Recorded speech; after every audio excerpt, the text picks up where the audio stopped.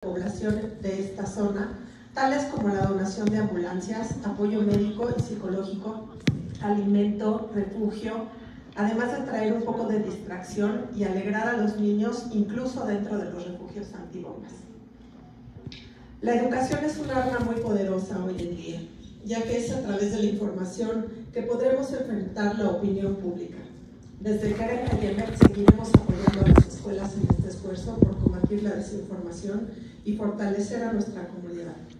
Sigamos aprendiendo y apoyando como un camino en busca de una paz necesaria para Israel y para el mundo. Gracias. Muchísimas gracias. Apreciamos muchísimo este esfuerzo conjunto. Bueno, esta plática se va a dividir en dos. La primera parte está a cargo de Dalia Eluber. Ella es licenciada en Relaciones Internacionales convencionales. Actualmente se desempeña como consultora de asuntos públicos, donde realiza análisis político y estrategias de cabildeo, mitigación de riesgo político para diversas empresas y organizaciones. Trabaja como investigador en el Departamento de Asuntos Internacionales del ITAM, realizando investigaciones sobre Medio Oriente, migración, feminismo latinoamericano y política exterior de México. Ella está participando como experta en temas internacionales en el financiero, Foro TV y Milenio. Dalia nos va a explicar un poco de la parte geopolítica de este complicado conflicto. Lo hace muy bien porque es muy clara y es muy fácil su manera de explicar, por eso la quisimos tener aquí. Y la segunda parte invitamos a Shulamit Graber Dubovoy, doctora honoris causa. Ella es una psicóloga clínica y terapeuta familiar de pareja con más de 40 años de experiencia clínica. Cuenta con la especialidad de estrés postraumático, trauma de resiliencia, speaker, conferencista, formador y tallerista internacional en temáticas tales como estrés postraumático, resiliencia, vínculos familiares, manejo de emociones con los niños, autorregulación emocional, en crisis al crecimiento, atravesa al cambiar, resiliencia y transformación. A partir de la dura experiencia personal escribió un valiente libro testimonial, Agonía en la certidumbre, experiencia de un secuestro, y un segundo libro titulado Del sufrimiento al crecimiento, donde la fuerza de la inteligencia y apasionada escritura permiten al lector acceder a una lección de vida, y en donde además de compartir su historia, propone un método para elaborar, proceder y resignificar crisis y experiencias traumáticas. Con la libertad robada y su vida confrontada a la muerte, asuma lo vivido como una posibilidad de crecimiento. Convencida de que se puede transitar por el camino de la libertad interior y de la reconstrucción de nuestros proyectos y sentido de vida. El espíritu indomable, aunado a sus capacidades analíticas y espirituales, la convierte en una mujer ejemplar del México de hoy. Comprometida con la idea de que las personas pueden resignificar sus vivencias, tiene una firme convicción de que no es lo que pasa en la vida lo que te define, sino lo que haces con lo que te pasa. Esta segunda parte, Shulamit nos va a ayudar con todo el tema de manejo en la casa, tanto para niños, adolescentes, adultos y todo este manejo de estrés que estamos viviendo. Muchas gracias a los dos, muchas gracias a Karen Kayemet por ayudarnos a organizar esto y bueno, las dejo.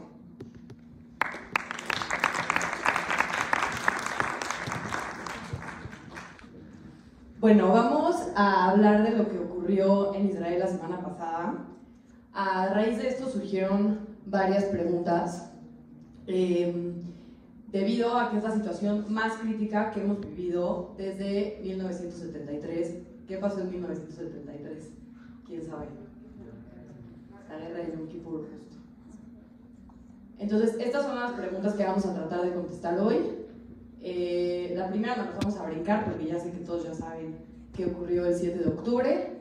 Vamos a contestar por qué es diferente a lo que ha pasado antes, por qué pasó ahorita, qué está pasando con Palestina y yo en México qué. Ya me presentaron, entonces no va a saltar esto. Bueno, todos ya saben qué ocurrió el sábado, no se los tengo que repetir, pero en resumen, fue un ataque sorpresa por parte del grupo terrorista Hamas desde la Franja de Gaza, donde fue un ataque simultáneo por cielo, mar y tierra, que fue el ataque más fuerte que hemos visto desde 1973. ¿Y por qué es diferente a lo que ha ocurrido antes y por qué no habíamos visto algo igual desde 1973? Tiene varias razones, pero la primera es porque es un ataque premeditado, organizado y financiado, que eso significa que es un ataque que fue planeado con meses, incluso años de anterioridad. Ya salió que se planeó incluso con 1 año y medio de anterioridad, que tiene un nivel de planeación y organización que no habíamos visto antes, y también un nivel de financiamiento. O sea, se ve la cantidad de dinero que se usó para este ataque. Fueron diversos ataques terroristas masivos. O sea, habíamos visto, por ejemplo, un solo ataque que pasaba en un camión en un mismo lugar, misiles que venían desde el mismo lugar, pero no habíamos visto un nivel de organización y ataques terroristas masivos al mismo tiempo. Y también no habíamos visto que llegaran alertas de misiles a ciudades donde generalmente no llegan estos ataques cuando son enfrentamientos como más comunes con la Franja de Gaza, sino que llegaron estos misiles a ciudades donde no llegan, sino es un enfrentamiento mucho mayor, como a ciudades como Tel Aviv y Jerusalén. También fue un ataque sorpresa de Israel, que tampoco lo habíamos visto hace muchísimos años, o sea, un gran error del sistema de inteligencia israelí. Y pues el número de víctimas también es sin precedente, que es el mayor número de asesinatos de judíos desde el Holocausto. ¿Por qué ahorita? La primera razón, que es muy importante de entender, es qué está pasando en Israel ahorita. Para entender qué está pasando tenemos que explicar un poquito del sistema político israelí, que es un sistema parlamentario que es heredado de los británicos, que son, como saben, los británicos tenían el control del territorio de Palestina después de la Primera Guerra Mundial, y a partir de eso heredan como este sistema político que los israelíes no votan como nosotros en México por una persona, sino que votan por un partido político. Entonces no es como nosotros que vamos y en la boleta tachamos a Andrés Manuel López Obrador para que sea nuestro presidente, sino que ellos solamente van y votan por un partido político. Y el líder de ese partido político mayoritario es el que se vuelve primer ministro. Entonces no hay una correcta división entre el ejecutivo y el legislativo como lo tenemos en México, porque el ejecutivo depende de que tengan mayoría en el legislativo, que es el parlamento. Y tiene 120 asientos el parlamento israelí, y lo que se conoce en Israel como el número mágico es 61, que es el 50 más 1, que es el número de asientos que necesitan para nombrar al primer ministro. Entonces, aquí viene justo el problema. Ay, perdón. En Israel tenemos muchísimos partidos políticos. Entonces, obviamente es imposible que un solo partido político tenga 61 asientos.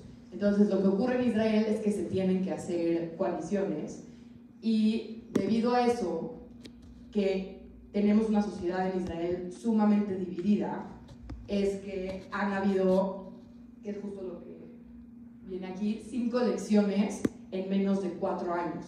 Entonces, eso nos habla, que hayan habido 5 elecciones en menos de 4 años, nos habla de que no hay estabilidad política, que de la nada tiene 61 votos el partido mayoritario, pero un parlamentario se pelea por alguna razón, se baja, y entonces ya no hay mayoría, ya no tienen el número mágico 61, y eso hace que tengan que convocar a nuevas elecciones. No es como en México, que siempre hay elecciones al mismo tiempo, sino que cuando se deja de tener mayoría del Parlamento se convocan elecciones, y debido a eso es que hay muchísima inestabilidad política, porque no han logrado formar gobierno desde hace 4 años.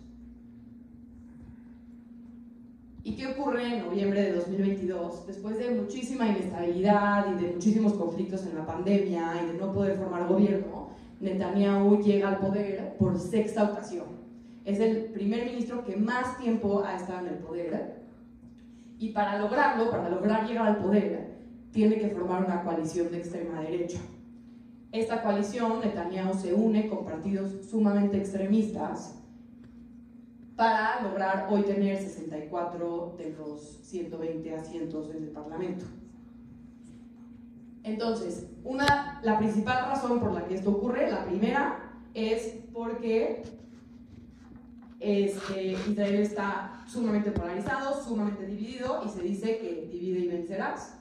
Entonces, hoy Israel está muy debilitado por esta polarización interna que tienen. Y también, claro, esta coalición de extrema derecha ha ejercido unas ciertas presiones hacia la población palestina que hacen que también los palestinos estén, pues, enojados con el gobierno israelí ahorita.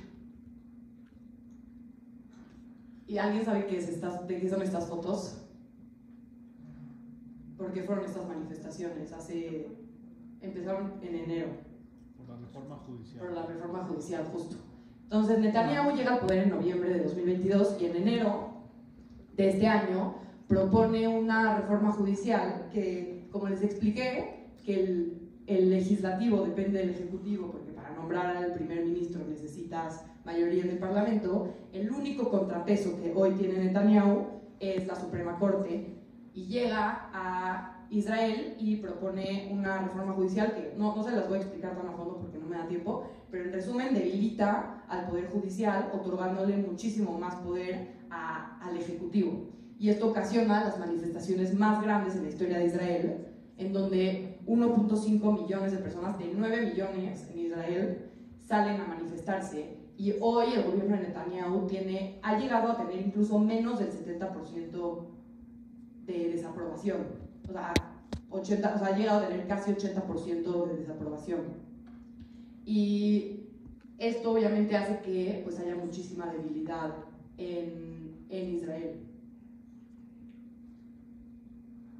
Entonces, debido a que hay un gobierno de extrema derecha, hace unos meses, Netanyahu, o sea, en general Netanyahu en los 30 años que lleva en el poder, ha hecho una política de poner más asentamientos en el West Bank o Cisjordania. Esto ha hecho que haya muchísima presión del lado de Cisjordania, y los ojos hoy del gobierno de Netanyahu están en Cisjordania y no en Gaza. Entonces, el gobierno, o sea, el tener una coalición de extrema derecha también ha hecho que descuiden el sur de Israel y estén solamente enfocados en Cisjordania, porque han habido muchísimos problemas en Cisjordania. Los últimos enfrentamientos con los palestinos, o sea, los más fuertes han sido en Cisjordania, porque pues han desplazado a poblaciones palestinas de sus casas para poner estos asentamientos. Y pues parece que el gobierno de Netanyahu hoy estaba mucho más concentrado en Cisjordania que en la Franja de Gaza. La segunda razón es el acuerdo de paz entre Israel y Arabia Saudita, que, como recordarán, cuando Donald Trump llega al poder, llega con una propuesta de estabilizar las relaciones en Medio Oriente, y comienza haciendo estos tratados de paz que comienzan con Emiratos Árabes, con Bahrein, y en el gobierno de Joe Biden continúan esta política y buscan hacer la paz con Arabia Saudita. Pero aquí llegamos al gravísimo problema que es esto. Irán y Arabia Saudita se odian, no se aguantan. Y la razón es porque Irán es el gran poder chiita y Arabia Saudita es el gran poder sunita. Esto es un poco de geopolítica que es medio compleja de explicar, pero voy a tratar de ser lo más sencillo posible. No se caen bien históricamente por esta división adentro del Islam, que en resumen, se las voy a super resumir la diferencia, pero los chiitas creen que viene desde que empieza el Islam. Los chiitas creen que el sucesor de Mahoma tiene que ser línea directa de Mahoma, entonces creen que el sucesor tiene que ser su sobrino, que se llama Ali. Y los sunitas no creen en eso, creen que puede ser cualquier persona creyente del Islam. Entonces ahí empieza la división y estos dos no se llevan bien. Entonces, ¿qué pasa cuando Irán se entera que Israel quiera hacer un tratado. Israel es el peor enemigo de Irán. Nadie odia más a Israel que Irán. Entonces, Irán se entera que Arabia Saudita quiere hacer un tratado de paz, que Arabia Saudita también es el gran enemigo de Irán. Entonces, Irán dice, no, mis dos enemigos más grandes en el mundo van a hacer la paz, yo no puedo permitir esto. Aquí un poquito del mapa de cómo están divididos los sunitas y los chiitas. Si ven, Irán tiene mayoritariamente chiitas, los demás países casi son mayoritariamente sunitas. Irak es un tema muy complejo, Líbano también porque tiene muchísimos cristianos, y algo muy interesante es que vean de qué color está pintado Gaza. Gaza es sunita, y algo muy interesante es que, si ustedes saben, el que más financia a Hamas es Irán, pero Irán es chiita y Hamas y todas las personas que están en Gaza son sunitas. Y esto es una cosa que en relaciones internacionales conocemos como el enemigo de mi enemigo es mi amigo. Entonces, a pesar de que Irán no le caen bien los sunitas, se lleva muy bien con Hamas porque es el enemigo de su enemigo. Y es de los únicos casos en donde esto pasa, y es súper interesante. Y ahora, ¿qué está pasando en Palestina? ¿Cómo está hoy Palestina? Está dividido en dos territorios. El primero es Gaza, que está controlado por Hamas, ahorita voy a explicar bien qué es Hamas, y el segundo es Cisjordania, que como saben a partir de los tratados de Oslo se divide en tres zonas que son A, B y C. Unas son controladas totalmente por los israelíes, otras son controladas totalmente por la autoridad palestina, y unas son por la B, seguridad israelí, control civil palestino. Y estos dos grupos que controlan cada una de estas dos partes son totalmente diferentes. Se odian, no se caen bien tampoco.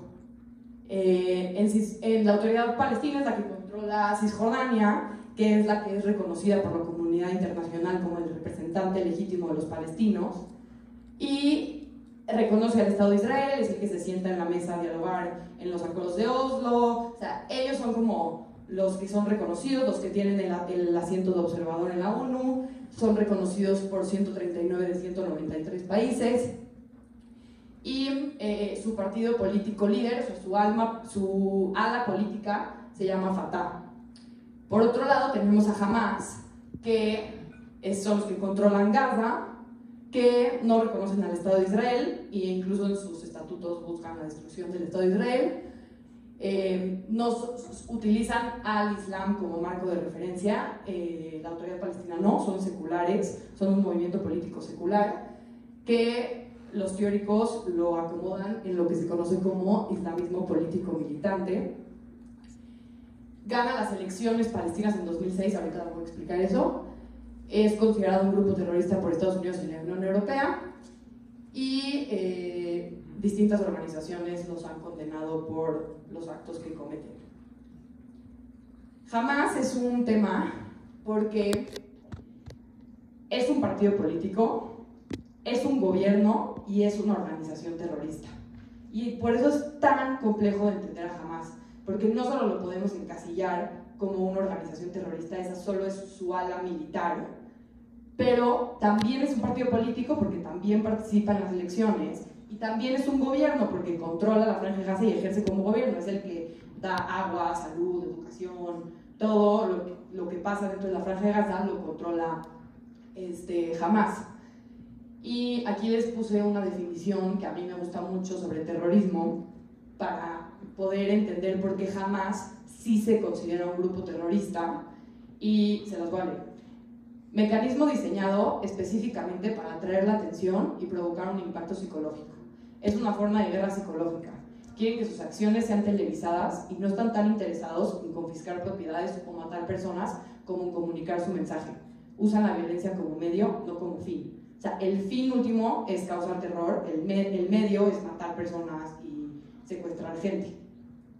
Y si se fijan, y a mí me gusta por eso mucho esta definición, porque es justo lo que vivimos esta semana, que es que todo el tiempo veíamos estas imágenes espantosísimas que, ¿quién creen que las difundía? O O sea, no es como que los israelíes difundieron esas imágenes de la chava alemana secuestrada o la israelí en una jeep. O sea, todas esas imágenes espantosas que vimos, las difundieron ellos. Ellos las grabaron y ellos las difundieron a los medios de comunicación, los difundieron a todos lados porque ese era su objetivo. Y lo cumplieron. Todos compartimos esas imágenes, todos apanicamos, o sea, caímos en lo que justamente ellos querían, que era causar terror psicológico, no nada más en nosotros como judíos, sino también en el occidente. O sea, vieron esta semana que en el Louvre hubo de que una alarma de bomba y todo el mundo apanicó, porque todo el mundo estaba apanicado por estas imágenes que difundieron, y ese era justamente el mensaje de Hamas. No la liberación de Palestina, no matar israelíes, no secuestrar israelíes, no, causar terror, y por eso se considera una organización terrorista. Y aquí esto es súper interesante, pero en las elecciones de 2006 de Palestina, que son las últimas que han habido, Hamas tiene más votos que Fatah, que es el ala política de la autoridad palestina. Entonces llegó un punto en donde Hamas tuvo más aprobación dentro del pueblo palestino que la autoridad palestina. Y debido a eso comienza la guerra civil palestina en el 2007 y toman control total de la franja de Gaza. Hoy la autoridad palestina no se mete en la franja de Gaza, están divididos.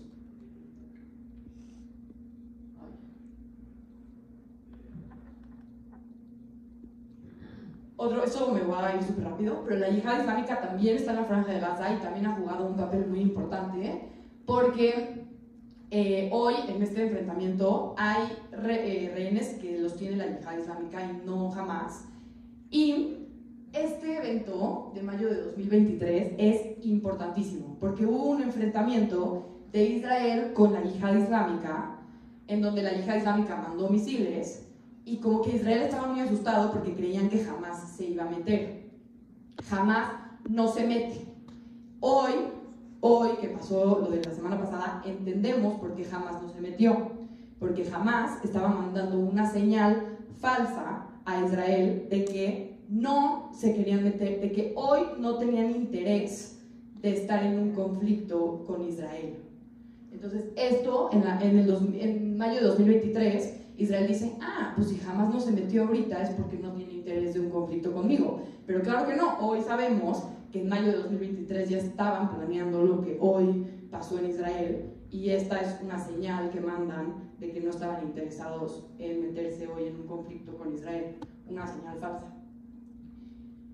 Y luego, pues mi papel en México, hoy en México y los judíos del mundo estamos enfrentando lo que se conoce como neoantisemitismo, que es este nuevo tipo de antisemitismo, que no es el antisemitismo que vivíamos en la Segunda Guerra Mundial, en donde era una cuestión racial, religiosa, sino que estamos viviendo un antisemitismo que está relacionado con las acciones que hace Israel.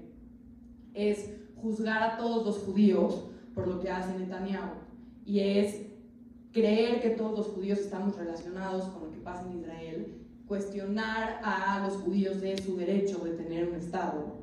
Y hoy, y creo que todos lo hemos visto, pero nosotros ya no recibimos antisemitismo como de, eres de la raza, no eres de raza aria. No, hoy recibimos un antisemitismo muy difícil de poner la línea entre qué sí es antisemitismo y qué sí es una crítica legítima al gobierno israelí, ¿me explico? O sea, y es una cosa bien difícil de entender, porque no todos los comentarios anti-Israel son antisemitas, porque yo puedo criticar al gobierno de Netanyahu, o sea, yo puedo decir, no estoy de acuerdo con los asentamientos en el West Bank, no estoy de acuerdo con la reforma judicial que hizo Netanyahu, pero eso no es antisemitismo, ¿están de acuerdo?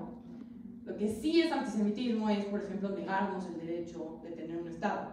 O sea, cualquier persona que te diga que los judíos no deben de tener un Estado, para mí eso es antisemitismo, porque todos los otros pueblos sí pueden tener un Estado, pero ¿por qué nosotros no? Y pues todos estos comentarios de relacionarnos a nosotros directamente con las acciones que hacen en Israel es como este nuevo antisemitismo que estamos viviendo. O sea, por ejemplo, que lleguen gente pro-palestina y pongan en la embajada de Israel una suástica, como que ¿qué tiene que ver? Entonces es hacer estas acciones antisemitas por cuestiones que hace Israel, y es un tema bien complejo porque es muy difícil poner la línea entre qué sí es un comentario antisemita y qué no. Y quería acabar un poco con una historia que a mí me cambió muchísimo la perspectiva para analizar el conflicto palestino-israelí, que es la historia de las llaves, que en la guerra del 48, que para nosotros es la guerra de independencia, pero para los palestinos es la tragedia, la Nakba, hubo desplazamiento de muchísimos palestinos de sus casas, y con lo único que se quedan es con las llaves de sus casas. Y hoy las llaves son el símbolo de la resistencia palestina. Y yo les pregunto, ¿a qué les recuerda que te corran de tu casa y solo te quedes con las llaves? Pues a muchísimas cosas que nos han pasado a nosotros como judíos. A nosotros como judíos en diversas ocasiones nos han sacado de nuestras casas y nos hemos quedado con solo la llave de la casa. Y quería cerrar con esto porque para mí es muy importante analizar el conflicto siempre desde la empatía y desde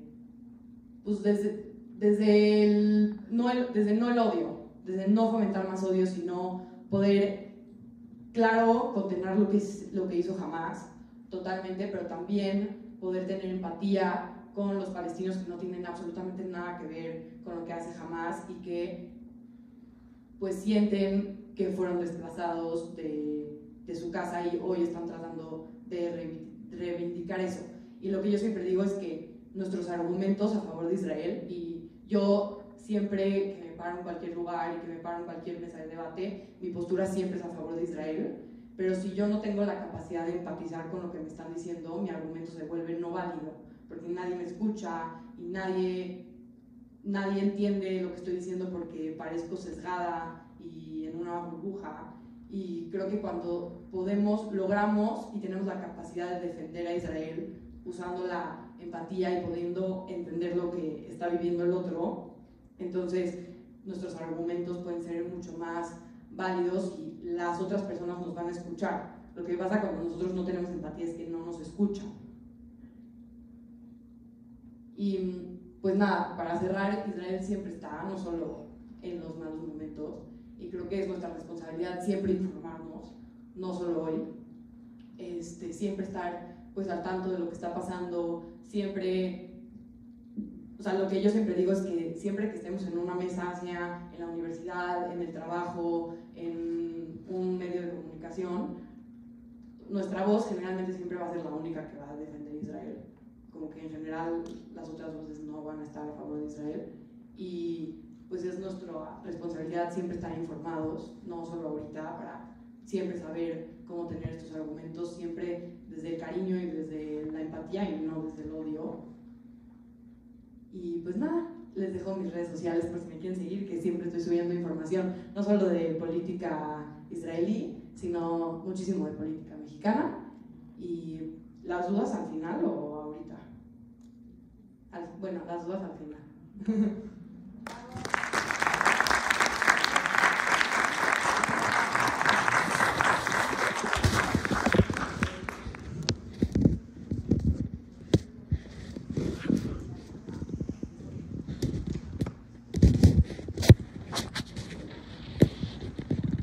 Solo te invitamos a pasar. Gracias.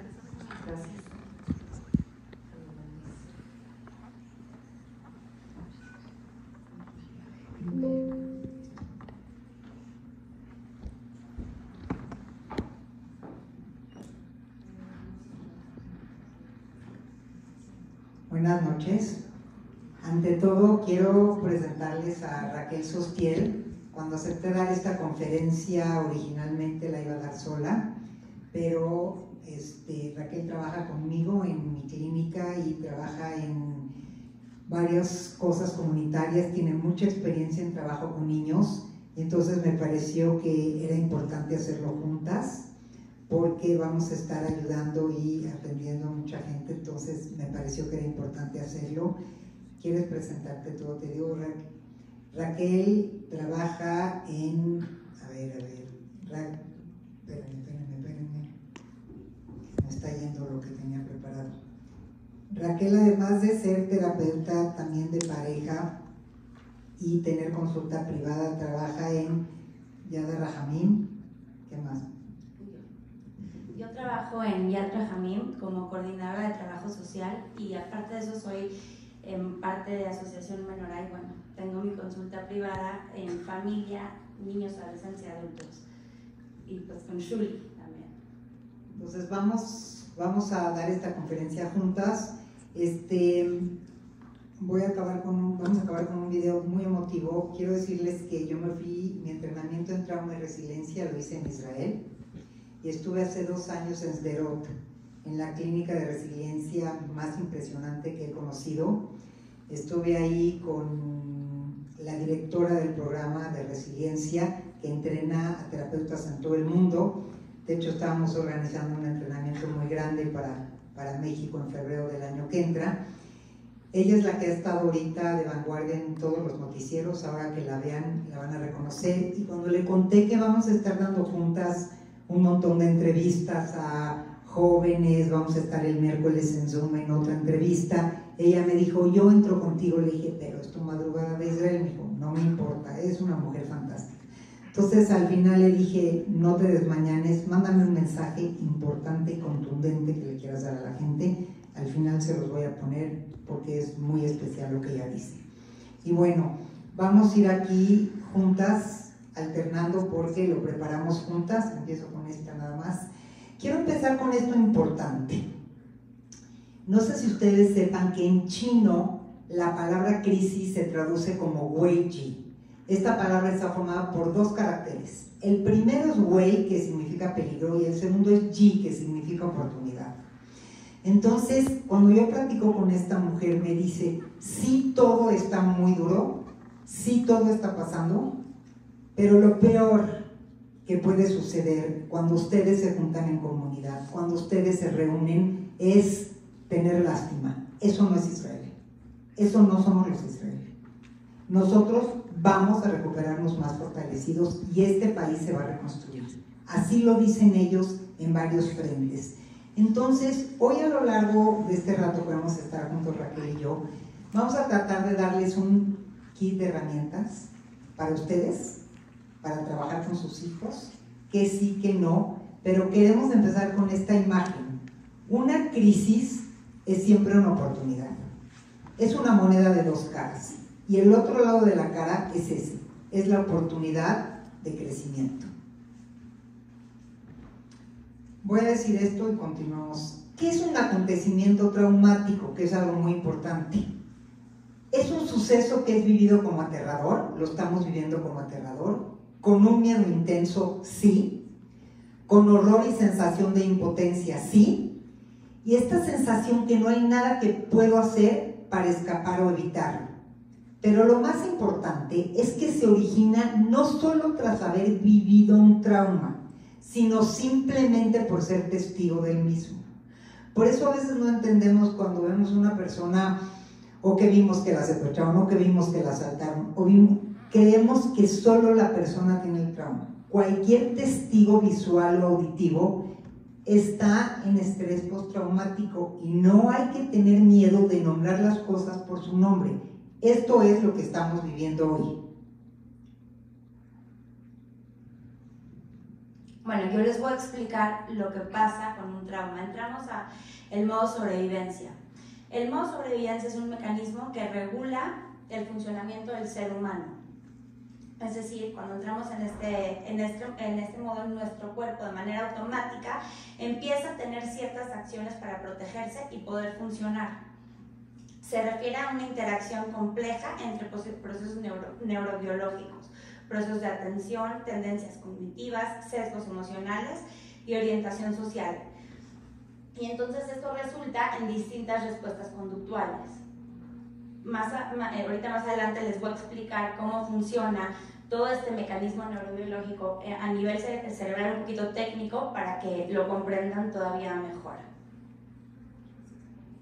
Y es interesante porque cuando vivimos un trauma, y ayer estuvimos platicando en Zoom con varios chavos que están ahora en Europa que los tuvieron que evacuar del kibutz, que estaba pegadito al kibutz en el que pasó todo, a 2 kilómetros, y los estuvieron 27 horas escondidos, y después de 27 horas los sacaron en tanques, los evacuaron, tuvimos una junta con ellos, y lo que les estábamos explicando es que es tan increíble nuestro cerebro y nuestro cuerpo que cuando estamos frente a un trauma, colapsa las emociones.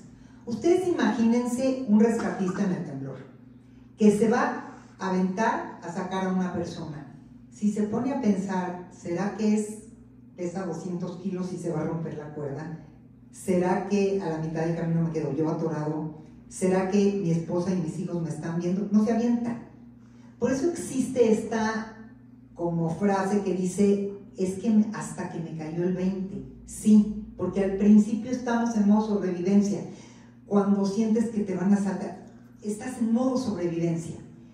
Y después de un tiempo, las emociones que se colapsaron para que tú te defiendas y estés en modo activación, empiezan a caer. Entonces es cuando empiezas a sentir que algo está pasando. Por eso, por ejemplo, estos chavos que estaban ahí, lo primero que tenían que pensar es cómo huyen, a dónde evacúan, qué pasa con su auxiliar, qué le dicen a sus papás, se regresan a México. Son un montón de cosas que resolver.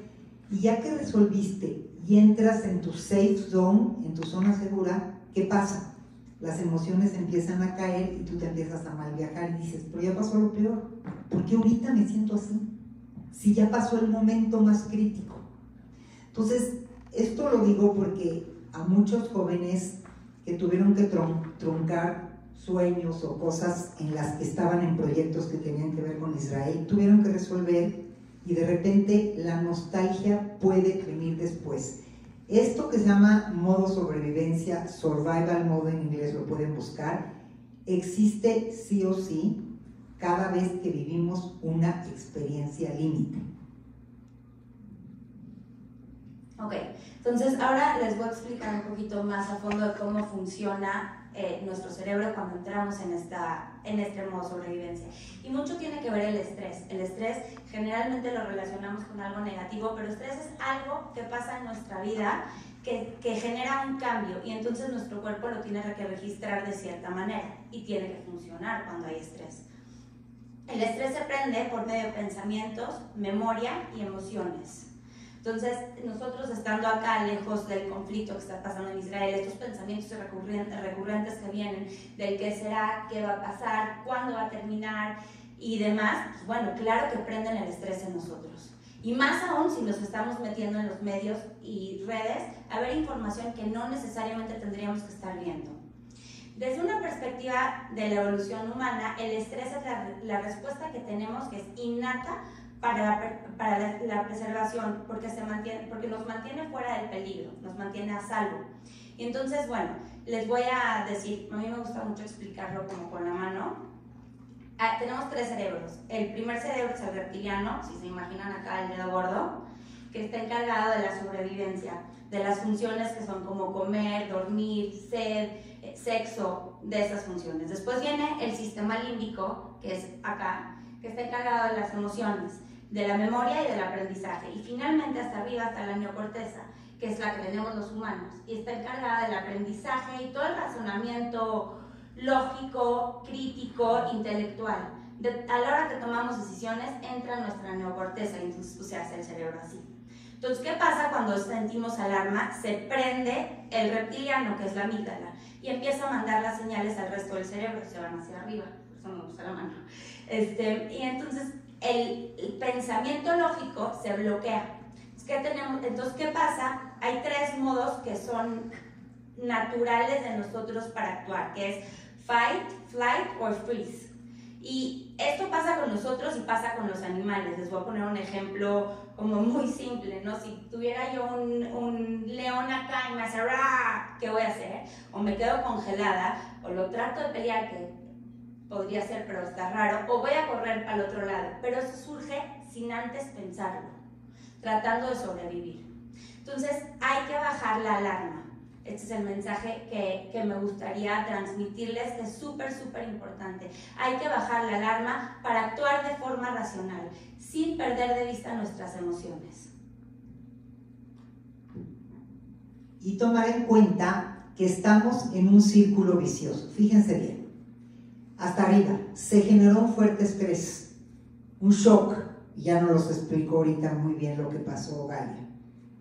Ese estrés genera un agotamiento, porque es demasiado, estamos agotados.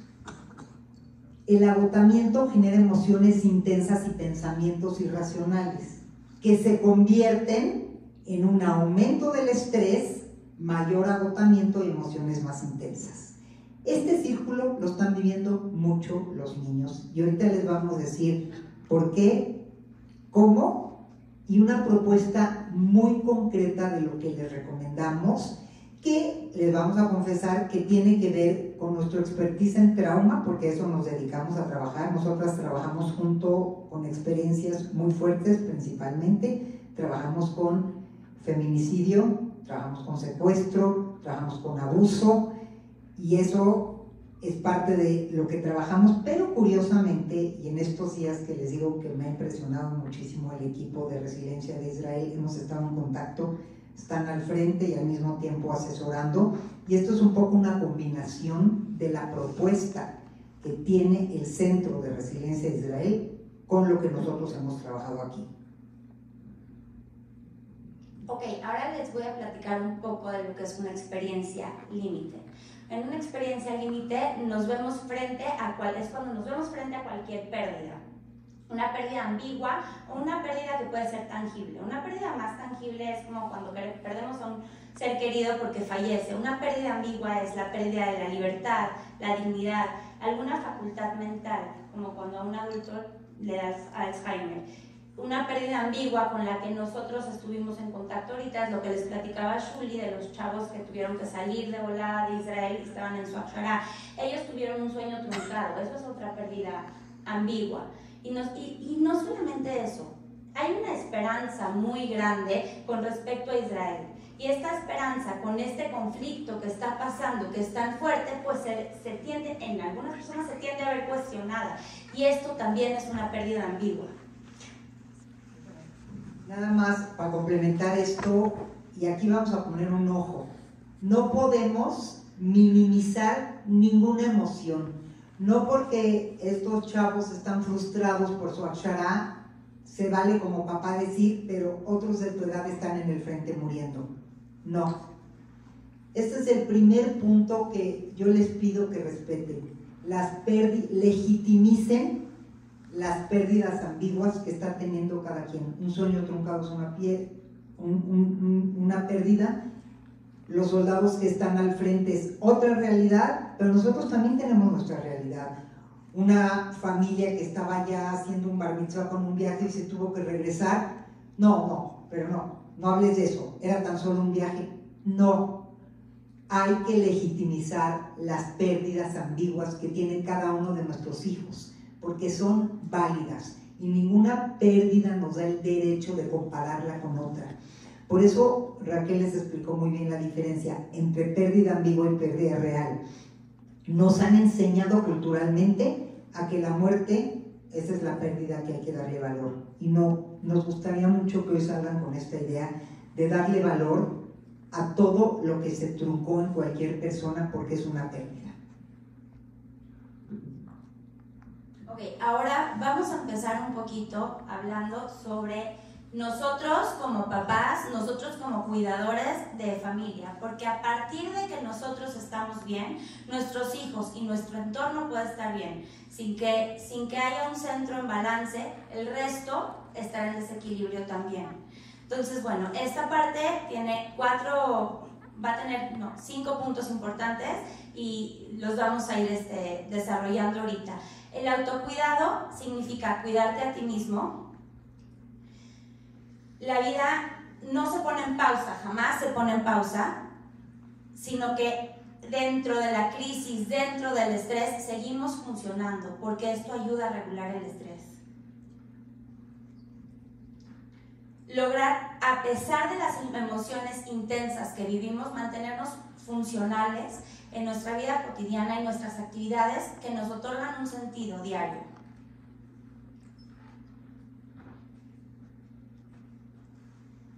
Ahora, ¿qué es el autocuidado? Porque es algo muy importante. Primero, ustedes como adultos reconozcan que son responsables de su propio bienestar. Histéricos, gritando, no van a tener hijos en paz. No es el momento de estar así. Cuidarte a ti mismo significa saber qué necesito, identificar y tomar mejores decisiones sobre tus necesidades. Importante. Es el conjunto de acciones que tomas para tú sentirte sanamente, para tú estar bien. ¿Qué necesitas? Tienes que ser sabio en ti mismo.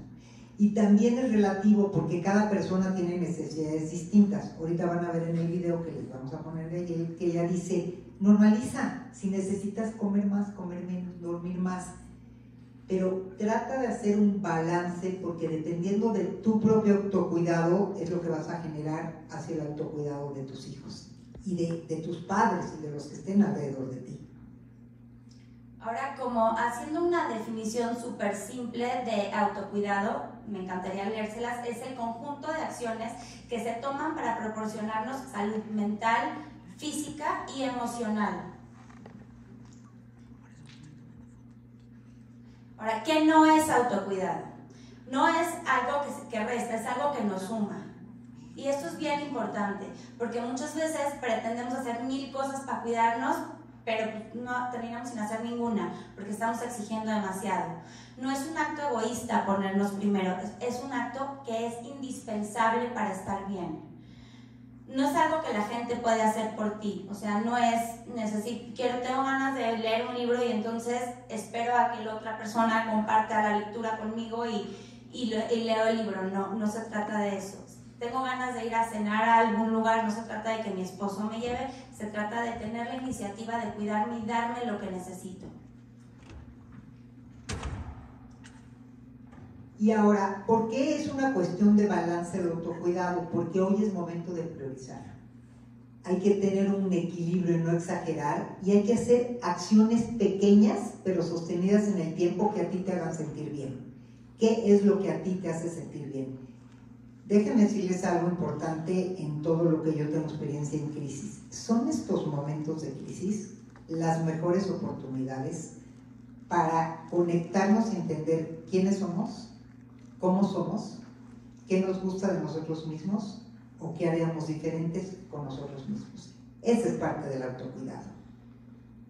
Ok, entonces tenemos 5 tipos de autocuidado: el emocional, el físico, el espiritual, el intelectual y el social.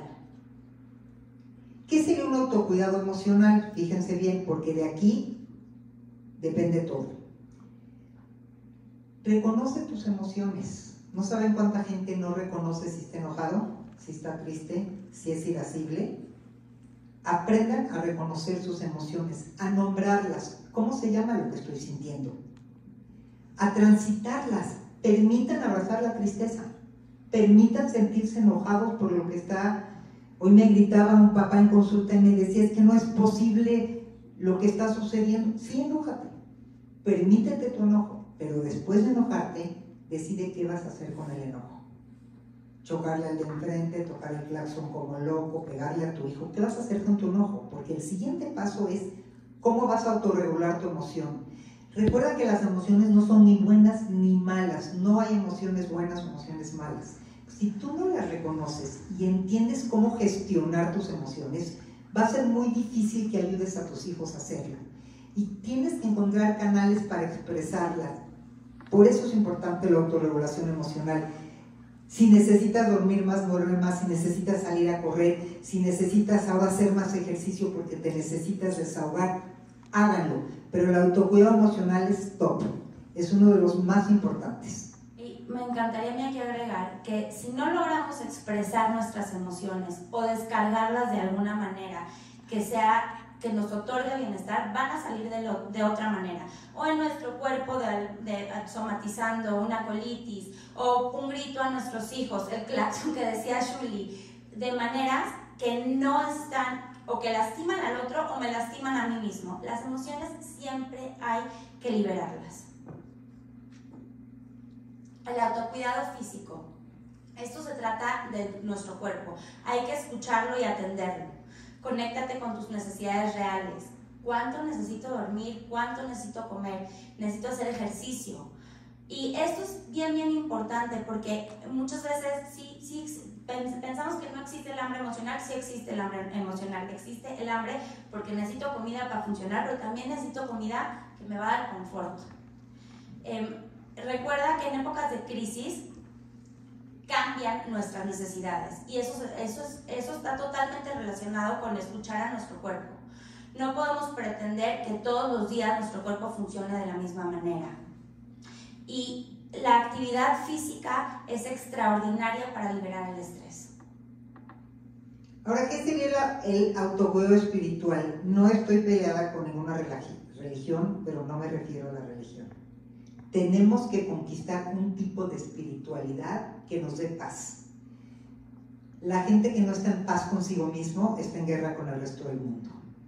¿Qué quiere decir paz? ¿Qué me da paz? Un rato de silencio, meditar, y vuelvo a lo mismo de las crisis y lo voy a repetir muchas veces. No hay mejor momento de adquirir recursos nuevos que en una época de crisis, porque son estas coyunturas las que son como una grieta, pero una grieta es una oportunidad para que entre la luz. Entonces, ¿qué necesito yo para estar bien espiritualmente?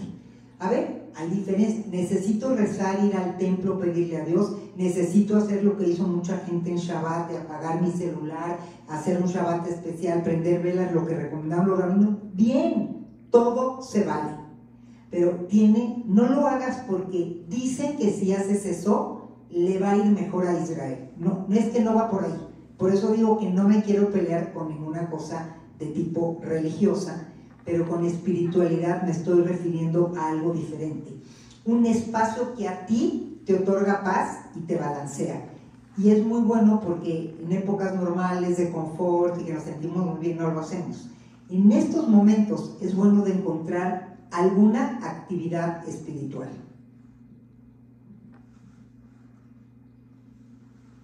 Ok, ahora el autocuidado intelectual. Es importantísimo acá ver qué consumimos intelectualmente.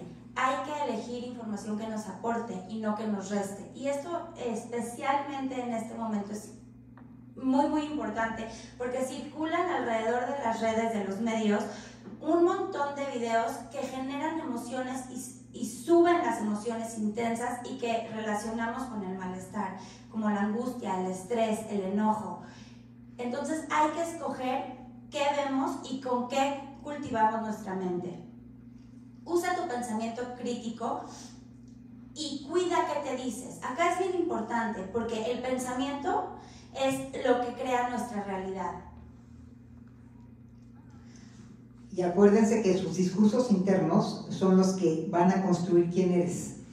Hoy se sabe que hablamos 6 veces más con nosotros al día que cualquier otra persona. Imagínate si todo el día estás rumiando y rumiando y rumiando pensamientos que lo único que te hacen es construir una realidad fatalista. De hecho, donde pones tu atención, pones tu energía, y se los vamos a enseñar si quieres con una pirámide. Sí. Les quiero nada más poner un ejemplo que yo uso mucho con mis pacientes para explicar esto del pensamiento. Imagínense que están en la universidad, en su dorm, con su roomie, y su roomie es su amigo. Ese roomie es el pensamiento, y está todo el día hablando. ¿Qué le contestarían al roomie? Le contestarían a cosas agresivas, cosas de desaprobación, o le tratarían de ayudar a cambiar ese pensamiento negativo o ese discurso negativo a algo positivo. Y esa es la manera en la que nos tenemos que hablar a nosotros mismos. Y fíjense bien, somos creencias, ¿ok? El ser humano se enmarca por creencias. Es más, así como los genes equivalen a la biología, las creencias equivalen a lo emocional. Porque yo creo en lo que creo, pienso como pienso, y porque pienso como pienso, genero una emoción y una acción en todo. Porque creo que la conferencia de hoy puede aportarme algo, pienso que vale la pena ir, mi emoción es de activación y llego acá. Todo lo que hacemos en la vida parte de una creencia. Entonces, es un muy buen momento ahora para cuestionar sus creencias. ¿Qué creen ustedes de Israel? ¿Qué creen ustedes de su identidad como judíos? ¿Qué creen ustedes que pueden hacer hoy para, del lugar donde están y de la trinchera donde están, hacer algo diferente? ¿Qué creen ustedes que como comunidad podríamos hacer? Es que es el momento de activar la creatividad, porque de estas creencias va a surgir toda la pirámide que vamos a hacer de acciones. Entonces, por favor, no consuman chatarra mental, sean selectivos. Y ya sé que mucha gente dice, pero ¿cómo le hago? Es que todo el día me llegan. Sí, te llegan, pero tú eliges abrirlo y tú eliges verlo. Y cuando pasó lo de la pandemia, hay gente que todo el día estaba oyendo 400,000 noticias y eso no hizo ni que el COVID le vaya mejor, ni que no le dé COVID. Y hay gente que dijo, a ver, yo me voy a activar en hacer algo diferente con mi vida y voy a ver 3 noticieros. Este de salud, este que me gusta. Entonces, escojan 3 vías de información, ver todos los WhatsApp de los grupos, todas las cosas tremendas, elijan. Yo tengo 3 cosas que veo, de fuentes buenas, y eso es lo que me tiene informada. Sigan a alguien como Galia, sí, Galia, ¿verdad? Dalia. Sigan a alguien así, vean cosas interesantes, no se metan a Instagram a ver puras cosas que están subiendo y subiendo y subiendo y subiendo, y todo el día están en eso. Les voy a decir una cosa, esa es su decisión, eso no tiene que ver con, ay, es que me mandan. Somos responsables de lo que elegimos, es lo mismo que están haciendo en Israel, en el proyecto de resiliencia. Y me dicen, ¿qué hacemos? Pues les voy a decir qué es lo que me dijeron que están haciendo. ¿Tienes un hijo chiquito con celular? Pues ni modo, no es momento que lo tengas. Si no pueden controlar la información, ustedes son los responsables de explicarle a ese hijo por qué ahora no puede tener el celular. Sin miedo. Tienen adolescentes que tienen que saber que en el camión no le pueden enseñar a los niños esas cosas porque no tienen la capacidad. Pero si como padres nos da miedo hacer todo con nuestros hijos, bueno, tenemos que empezar a cuestionarnos dónde estamos parados nosotros. Es momento de ser nosotros los que controlamos eso porque tiene que ver con nuestras creencias. Ahora les voy a platicar del autocuidado social. No podemos perder de vista jamás que somos seres interdependientes, que significa que dependemos unos de los otros. No podemos vivir en aislamiento.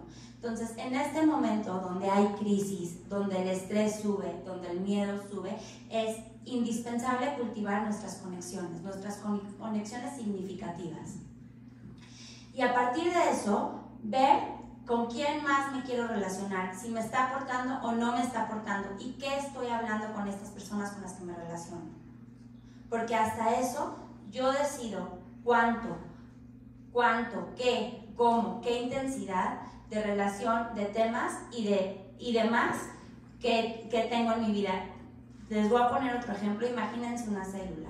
La célula tiene un núcleo y alrededor hay una membrana. La membrana es permeable. Nosotros somos el núcleo de la célula, yo como individuo.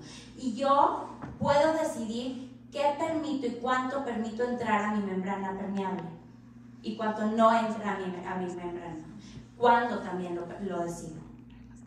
Ojo con las relaciones tóxicas. En todas estas historias hay los protagonistas que siempre saben la último hachazo que dieron, el último que mataron. Eso no nos va a hacer que la situación esté mejor. Saber la última noticia fatalista, igual pasaba en la pandemia. Ya oyeron que ya hay en México estos casos, ya oyeron que en China. Hay gente que le encantan las crisis o las tragedias para volverse protagonistas. Y vuelvo a lo mismo, ¿para qué quieres estar cerca de gente que no te hace bien en este momento? O edúcala, dile, te digo algo, en lo que pasa esta situación necesito una distancia porque esto no me sirve. Y háganlo. Ok, ahora vamos a cambiar un poquito el enfoque. Empezamos con nosotros como papás y ahora vamos a darles herramientas para el apoyo en casa a sus hijos. Y van a ser 5 herramientas también. La primera es validar y legitimizar. Esto va a tener que ver con validar el momento en el que estamos y las emociones que vivimos. Escuchar y nombrar emociones. Ok, la explico de una vez. Sí. Ok. Validar y legitimizar es, estoy viviendo un momento difícil y es difícil para mí porque tengo familia en Israel, porque tengo un amor enorme por Israel, porque me pone nerviosa que haya guerra mundial y se venga hasta México. Cualquier cosa que esté en mi cabeza es válido y hay que reconocerlo, porque es el primer paso para saber dónde estamos parados, porque de ahí vienen las emociones. Cada quien va a experimentar diferentes emociones: tristeza, enojo, furia, odio, angustia, ansiedad, estrés, frustración. Inclusive en este momento yo creo que experimentamos muchísima confusión, porque por una parte está la tristeza por lo que está pasando en Israel, pero por otra parte a mí sí me gustaría reconocer que se siente un gran amor y una gran unión entre todos los judíos, que estamos donando, que estamos dando de la manera que nosotros creemos que es posible dar. Los niños que están haciendo dibujos, a mí de esta manera, a Shuli de esta manera, cada quien aporta de distinta forma. Entonces, dentro de todas estas emociones que sentimos que son negativas, también existe el amor y la unión que se sienten en estos momentos. Entonces es importante que validen y legitimicen, como dijo Raquel, las emociones de sus hijos. Y otra vez no vuelvan a lo mismo. ¿Tú estás triste? Hay niños como tú que se murieron en el kibutz. ¿Qué son esos comentarios luego de los papás? ¿Qué viene al caso? Están tristes por lo que están viviendo desde México. Se vale. Sí, mi vida, estamos tristes. Espero que esto acabe pronto. ¿Qué podemos hacer? La siguiente, que es muy importante, es escuchar y nombrar las emociones. Ayudar a los niños a que distingan cuál es la emoción que están viviendo. Cómo la pueden regular tiene que ver con hacer cosas. Y esto es algo muy importante que están haciendo en Israel. Hacer. Desde donde puede cada quien, no sé quién estuvo ahí en el deportivo, se me hizo muy bonito que se escribían mensajes. Eso es algo. ¿Qué dibujo quisieras mandar? Y entonces ustedes organicen cómo llegan a Israel y organicen a 20 papás que van a ser los mandadores de mensajes a Israel y los dibujos de los niños. Eso es hacer como papá y hacer como hijo. Para salir resilientes de las crisis, hacer es una de las herramientas más importantes. Empaticen y reflejen sus emociones, pero ojo, no alarmen con sus emociones. Sí estoy triste, pero tampoco hagan un acto que sus hijos se preocupen, pero compártanles cómo se sienten. Hay que tener conversaciones apropiadas para la edad del niño y hay que hacer un check-in continuo. Ojo, importantísimo. Vayan viendo cómo van. ¿Hay algo que están dejando de hacer? ¿Tienen alguna conducta de evitación porque tienen miedo? ¿No quieren ir a sus clases en la tarde? ¿Sienten que están se están parando más temprano? ¿No están durmiendo? ¿No están comiendo? Se llama check-in continuo. ¿Qué está pasando? Porque esto se le llama ongoing trauma. No es algo que pasó y ya lo elaboramos, sigue pasando el trauma y va a seguir pasando un buen rato, ojalá no, pero parece que sí. Entonces, en un ongoing trauma, tenemos que estar checando a nuestros hijos cómo van, incluso los que tuvieron pérdidas ambiguas, cómo van. Voy a agregar tantito acá, especialmente los que tienen hijos chiquitos. Es súper importante que indaguen, que busquen qué está pasando en la mente de sus hijos, las historias que están construyendo alrededor de este conflicto, por medio de preguntas. Oye, ¿sabes lo que está pasando en Israel? Por supuesto que saben, pero a ver qué les contestan, cuál es la historia que ellos tienen en la mente, y ayúdenles a construir una historia real, tangible, acorde a su edad. Y para esto yo siempre recomiendo que les vean a los ojos, que se bajen a su altura. Con respecto a sus emociones, cuando los vean que tienen alguna emoción intensa, más fuerte de lo común, pregúntenles qué estás sintiendo. Y si no saben sus hijos, entonces ayúdenles a nombrarlas. ¿Sientes frustración? ¿Te sientes triste? ¿Tienes miedo? Y cuando les digan la emoción que sienten, se vale decir, yo también estoy triste. Y empatizar por ahí. Y revisar los sueños. ¿Qué están soñando? Porque en los sueños hay mucho material onírico ahí guardado de lo que hoy están viviendo. Y con esto de los sueños es bien importante aterrizarlos a que los sueños no son realidades. Ahora vamos con la parte de proteger. Proteger. protegerlos de la información, perdón que lo volvamos a repetir, hay que cambiar esta atención de los medios y las redes sociales a la acción. Esta es la clave, de estar viendo cosas, a accionarnos. Hagan cosas con ellos, hagan cosas para que saquen todo esto. Hay que dirigirlos a saber cómo y de qué hablar con los menores, a nuestros hijos mayores, que me decía el otro día en terapia. Yo soy terapeuta también de familia, venía una familia en crisis porque el hijo chiquito había visto algo en el camión que le enseñó un grande. Bueno, no vamos a poder controlar todo, pero si nos educamos como comunidad y usamos como estos pequeños tips, me parece que un adolescente tendría que saber y entender qué le enseña o no a un niño. Hay que concientizar qué sirve, por qué no sirve, qué se vale compartir. Ojo también de con quién se rodean en este momento. Ojo, y con quién se rodean sus hijos y con quién están sus hijos. Estén cerca, hagan un check-in, porque acuérdense que una experiencia traumática y un PTSD, Post Traumatic Stress Disorder, no solamente lo vive la gente que está en el combate, sino la gente que pierde la forma de cuidarse aquí donde estamos en México. Les quiero decir como algunos tips puntuales sobre cómo manejar todo esto de los medios. Primero que nada, es importantísimo estar informados, qué es real y qué no es real. Segundo, hay que escoger a qué redes seguimos y qué no seguimos, qué cuentas seguimos y qué cuentas no seguimos, porque hay muchas cuentas subiendo información que no necesitamos ver y hay que checar qué siguen y qué no siguen nuestros hijos, más que nunca. Yo sé que esto lo han escuchado probablemente antes, pero hoy es más importante que nunca. Cuidar el tiempo de pantalla, eso también estoy segura que lo han escuchado antes, pero ahorita es más importante que nunca. Es más importante que nunca porque entre más tiempo estemos como adultos y nuestros hijos sumergidos en las redes, más se engancha el pensamiento, como el hámster en la ruleta que va una y otra vez, así pasa con nuestro pensamiento. Entonces hay que estar checando eso, es súper importante. Y sí hay redes confiables como Stand With Us, que bueno, hay que seguirlas y hay que verlas. Por ejemplo, podríamos decir, yo checo las redes que me gustan en la mañana, durante todo el día no checo y vuelvo a checar en la noche porque me gusta saber, pero hasta allí. Ojo con esto, no siempre más es más, en ocasiones menos es más. No saber más, no ver más, no es hacer menos. Eso no es hacer menos. Muchas veces en la vida, hacer menos es más. Entonces, desconéctense de muchas cosas y acciónense en otras. Sean creativos. Okay, ahora esta, la verdad es súper importante y me encanta. Solidaridad y compasión, que nos lleva a tomar acciones. ¿Y por qué digo solidaridad?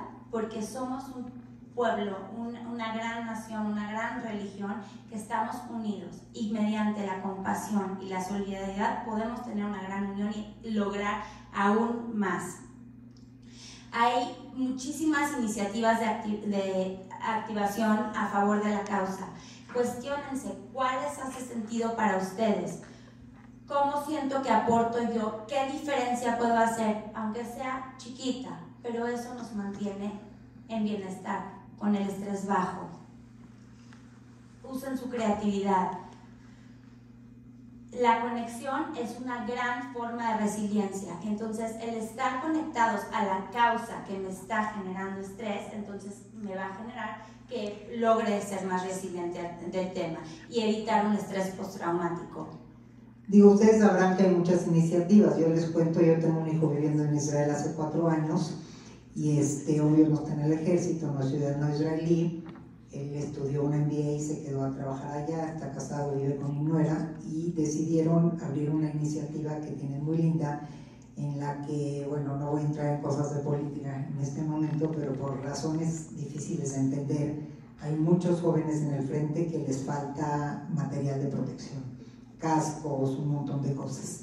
Ellos se enteraron de eso y abrieron una iniciativa que de primera mano y en contacto con específicos grupos de combate están consiguiendo donaciones para comprar, y la mandan y los soldados mandan las fotos de lo que se hizo con cada cosa, algo muy lindo. Y mi nuera, que le encanta cocinar, decidió que se va a dedicar a cocinar para los soldados, que tengan comida caliente.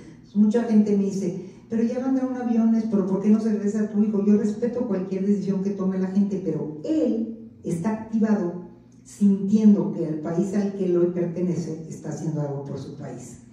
Y es su decisión, pero está activado, y al estar activado y estar haciendo cosas, es una forma de resiliencia y de conectarte y de identidad y de pertenecer. El acto del deportivo, el haber estado ahí, todas esas cosas son muy importantes, pero vayámonos a un micro nivel. Muchos papás quejándose de que sus hijos están viendo cosas horribles, que cómo las manejan con sus hijos. Bueno, quítenlos de ahí, pero denles algo a cambio. Te quito del celular, pero te propongo que entre 10 papás nos vamos a juntar y vamos a mandar los mejores deseos. ¿Tú qué le dirías a un niño que está ya como tú en la escuela? ¿Qué emociones te gustaría compartirle? ¿Qué te gustaría decirle que haga? Y vamos a mandarlas a Israel. Es un ejemplo. Háganlo. Seguridad. Esto es algo básico en las familias. Primero, con respecto a la situación de hoy, recuerden que en México no hay guerra. Hay que transmitirles a nuestros hijos la sensación de confianza y seguridad. Esto es en todo momento, pero ahorita más, porque al estar Israel en guerra, nos cuestionamos muchas cosas. Que sepan que están a salvo en los distintos entornos, desde la casa propia, la casa de los abuelos, el deportivo, sus clases de la tarde, en la escuela. Pregúntenles cómo se sienten y transmítanles que están a salvo y que pueden estar en los distintos lugares. Tenía una familia en terapia que me decía, no es que mis hijos, digo una pareja que decía, no es que mis hijos tienen miedo y no quieren ir a ningún lugar porque hay guerra. ¿Y tú qué les dices? Explícales, somos judíos, queremos a Israel, pertenecemos, es nuestro pueblo, pero estamos en México, aquí no está pasando eso. Está difícil que lo estés viendo, pero tú puedes ir a tus clases y a casa de los abuelos. Transmitan esa seguridad. Ahora, les quiero decir, hay que sonreír. Sabemos que Israel ha estado en guerra antes y las guerras han terminado. Esta también va a terminar. Y como por ahí dijo Biden, we will win. Sí, es cierto, ¿verdad? Hay que encontrar el gran verso de Albert Einstein. Hay que lograr el equilibrio del ciclista pedaleando. Un buen ciclista, viene una subida difícil, cambia la velocidad. Viene una empinada, cambia la velocidad. Viene algo planito, yo que no soy pésima, me bajaría de la bicicleta. Esa no es armonía y no es equilibrio. ¿Qué quiere decir? Vamos pedaleando y vamos viviendo mientras está pasando simultáneamente eso en Israel.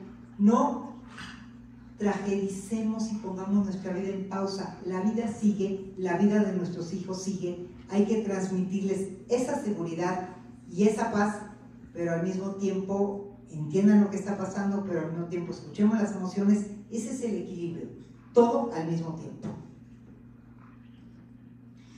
Hay pocos momentos en nuestra existencia que nos vuelven a repartir las cartas de nuestra vida. Sin embargo, somos responsables de las jugadas que haremos con ellas. O sea, hoy tengo diferentes cartas que hace una semana y media. Hay que agarrarlas y ver cómo vamos a accionar. Otra vez, ¿qué voy a hacer al respecto? ¿Qué voy a hacer para sentirme parte de, funcional, conectado con todo esto que está pasando? Y acabamos con 3 autores importantes. Boris Cyrulnik es uno de los creadores de la resiliencia y dice algo muy importante. En la historia de la humanidad hay quienes siempre son víctimas de sus traumas, no consiguen superarlos, acaban con estrés postraumático, se quedan anclados en sucesos del pasado, y por el contrario hay quienes transforman sus desgracias en experiencias, se convierten en escritores, psicólogos, educadores y logran resignificar su vida. Yo me acuerdo que mi abuelo, que en paz descanse, que fue sobreviviente del Holocausto, me decía siempre, en época de llanto, hay quien hace pañuelos. En pandemia tuvimos un ejemplo muy cercano que vivimos aquí en México de gente que se reinventó en la pandemia. Reinventémonos como pueblo también. Reinventémonos como personas, reinventemos a nuestras familias. Es una buena oportunidad. Ahora, Viktor Frankl, El hombre en búsqueda del sentido, cuando ya no podemos cambiar la situación, nuestro reto es cambiar a nosotros mismos. Entonces, no podemos cambiar lo que está pasando allá. ¿Qué vamos a hacer diferente nosotros? Y por último, Gabriel García Márquez. La vida no es lo que uno vive, es lo que recuerdas y cómo lo recuerdas para contarlo. Entonces, ojo, ¿qué recuerdo queremos tener de este momento y cómo queremos que lo vivan nuestros hijos? Eso es una decisión. Y ahora les pido, son 4 minutos de su tiempo, para que escuchen a Ayelet Shmuel, la directora del programa de resiliencia y la directora del programa de entrenamiento en todo el mundo. Ella es la representante de Israel en todo el mundo. Quiero decirles que ella se dedica a entrenar con su equipo a terapeutas en todo lo que es trauma y resiliencia. Un honor que haya sido mi maestra. Ella está ahorita en todos los noticieros y me dijo que se iba a conectar. Le dije, mándame un mensaje pequeño. Y este es como el resumen más importante que tiene que ver con lo que hablamos, más lo que ella dice. No sé cómo.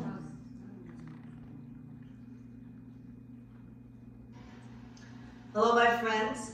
My name is Ayelet Shmuel. I'm a licensed clinical social worker, and I work in Sderot. I am the director of the International Resilience Center in Sderot. And I want to talk to you tonight about resilience. We're all aware of this very difficult situation that we're in right now. We know that a lot of people have experienced trauma. I think we're experiencing trauma on a national level, on a community level. And I think as Jews around the world, we're all experiencing the same trauma. And what I wanted to do is maybe have a little glimpse of what it means to talk about trauma in a perspective of resiliency. So, what works for us in Sderot is that first thing is awareness. You want to be aware of some of the symptoms that you might be experiencing during this time. You're not going to sleep well. You're going to worry a lot. You might be feeling uncomfortable in your body. You might be feeling that your stomach is hurting a little bit. All of it is normal. All of it is normal. Stress sits in the body and it gives us a feeling that we're uncomfortable. Some of you are going to feel maybe fear, right? Some of you are connected to what's happening in Israel more than others. Maybe you have family, maybe you have friends, maybe you've been there and you know some of these places or you know Sderot. And it only makes sense that you're going to be feeling these feelings of maybe fear, maybe anger, whatever it may be. What we encourage you to do is first be aware of it. Second, normalize it. It's normal to be worried in times like this. It's normal right now to be upset. It's normal to be afraid. If you're not going to be having all these emotions now, when are you going to have it, right? This is a dire situation. It's a very difficult situation. It's normal to have these. What can you do about it? First, create control. Control the things that you can control. Do not worry about the things that you can't. We don't know what's going to happen in Gaza. We cannot control what the army is going to do. What we can control is the things that we do while we worry, right? The things that we do while we're thinking about the war. So maybe we encourage our children to write poems, and maybe we encourage them to do some drawings, and maybe we encourage them to reach out, and maybe we do something in our community so we can feel better and safer. We know for a fact that in order to increase resiliency in our community, we do things together. Being together, feeling connected, helps us raise resiliency and decrease the potential for trauma. Another thing would be to encourage young people to volunteer. Do something, because the minute you do something that has to do with the event, it actually gives you a role, and a role keeps you sane and takes care of you mentally, okay? Because you feel like you have some kind of a sense, some kind of an impact in what it is that you do. Another thing that I want to talk about is the matter of exposure. The media talks about this situation in Israel and the situation in Sderot all the time. There are videos, horrific videos everywhere, and everyone is exposed to it by our phones, right? It's on TikTok and Instagram and social media, whatever, every social media possible, and Twitter and Facebook. You want to be able to control the things that you see. I don't believe that seeing more images of these awful attacks are going to do anybody any good. So you want to ask yourself, so if they're little kids, you want to try and control their phones right now and really not expose them to any of this, any of these videos or any of these pictures. But if you're a teenager, you want to ask yourself, why am I looking? What am I trying to reach? What am I trying to get by looking at these videos? Am I getting anything out of it? Is it just going to get me more upset? Do I need to get more upset, or am I upset enough? Raise the level of awareness to why you do the things you do, because if you're going to start asking yourself, then you might be doing something differently. I cannot tell a teenager, don't look at your phone. I can tell them, ask yourself, by passing this video, what are you getting? By looking at this video, what is it doing for you? Because if you're going to start asking the questions, you might be doing something else instead, okay? So find a meaning in what you do. Stay active. Don't stay passive. Don't just be glued to the phone all the time. Make sure that you're more active. Find a way to put a stop to the media a little bit, not to be constantly on the phone. And if you're feeling that you cannot control, for example, the level of worry, if you feel like you're being anxious, can't breathe, having a hard time. So first, understand it's normal. Second, see if you can do something to control your body. Don't stay stagnant. Move around. Move your body. Do something to do for that. And make sure you talk to someone. Don't keep this to yourself. Talk about it. It helps. Another thing that I want to talk about, the last thing for today, I promise, is to say, when you walk the hallways in a synagogue or in the community or wherever you guys are at, it's one thing to say it is very difficult and it's awful what's happening in Israel. But if that's all you're saying, then that's where we're going to be stuck. And also you're going to be talking about it and the kids are going to hear it and everyone is going to get into this loop of despair. We are the people of Israel. Am Yisrael Chai. We know how to come out of these situations. We know how to do this. We are very resilient. They will not break us. They cannot break our spirit. Talk like that. Bring the level of resilience. Say, you know what, it's difficult right now, but we know we're going to come out the other side. Israel will be rebuilt. Sderot will be rebuilt. The kibbutzim around us will be rebuilt. We will be better than before. Pues es un mensaje para todos que me parece muy emotivo. Y bueno, les dejo por si necesitan ayuda o en algún momento nos quieren consultar. Esta es la clínica en la que trabajamos todo esto de trauma. Y les dejo también mis redes por si me quieren seguir. Estoy publicando cosas constantemente de crecimiento, de trauma, de todas estas cosas.